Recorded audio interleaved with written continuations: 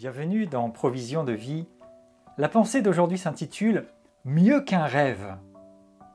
Le psaume 126, alors que le peuple de Dieu se souvient des bénédictions qu'ils ont vécues, ils disent « Nous étions comme ceux qui font un rêve.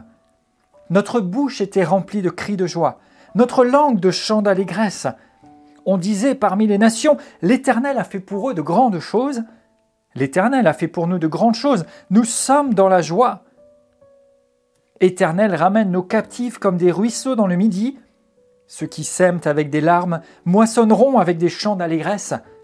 Celui qui marche en pleurant quand il porte la semence revient avec allégresse quand il porte ses gerbes. » En se souvenant de la délivrance que Dieu avait accordée à son peuple, ici dans les psaumes, il chantait ce souvenir, il disait « Mais c'était comme un rêve.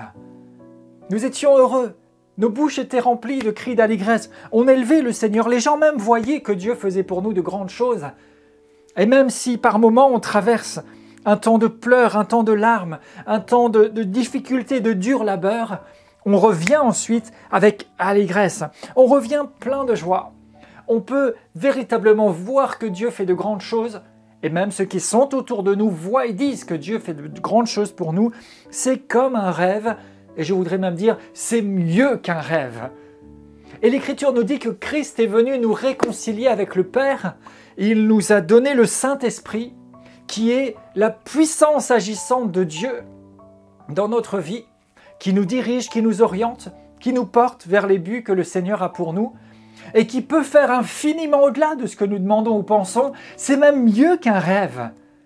Ce n'est pas seulement par le passé que Dieu a fait de grandes choses et que son peuple a pu se réjouir, mais dans votre vie, rappelez-vous de certains moments où vous avez vécu la puissance et l'action de Dieu dans votre vie et vous pensiez même être dans un rêve. Et peut-être qu'à d'autres moments, c'est plus difficile, c'est plus lourd. Il y a de la tristesse, il y a des épreuves et des difficultés. Mais rappelez-vous que ce n'est pas la fin de l'histoire. Dieu vous a racheté et veut vous amener à vivre mieux qu'un rêve, une réalité puissante, glorieuse. Paul parlait d'avoir été amené avec le Seigneur dans sa présence même et d'avoir entendu des choses qu'il ne peut même pas rapporter, qu'on ne peut pas prononcer, qui sont indescriptibles tellement c'est glorieux. Et régulièrement, les prophètes qui ont des visions, des réalités célestes, essaient d'expliquer avec leurs mots. Mais cela dépasse toute description, c'est mieux qu'un rêve. Dieu vous a appelé, choisi, établi oint pour vous amener à vivre mieux qu'un rêve. Alors ne rêvez pas seulement, ne caressez pas seulement des souvenirs lointains, mais croyez, confessez, déclarez, et je déclare sur vous que vous serez amené à dire véritablement dans vos réalités bientôt, c'est encore mieux qu'un rêve, Dieu fait de grandes choses. Amen.